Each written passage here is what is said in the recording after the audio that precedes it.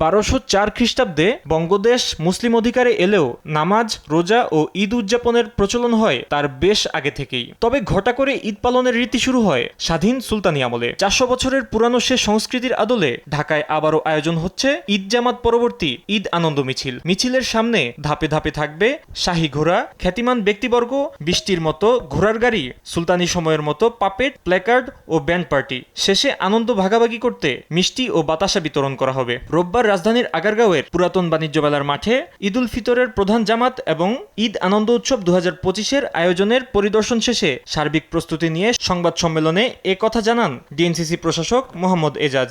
জানান, সকাল 8:30 ঈদের একমাত্র জামাত শুরু হবে। নারী পুরুষ সবাই ঈদ জামাতে অংশ নিতে পারবেন। ঈদ জামাত শেষে সকাল 9টায় মিছিল শুরু হবে।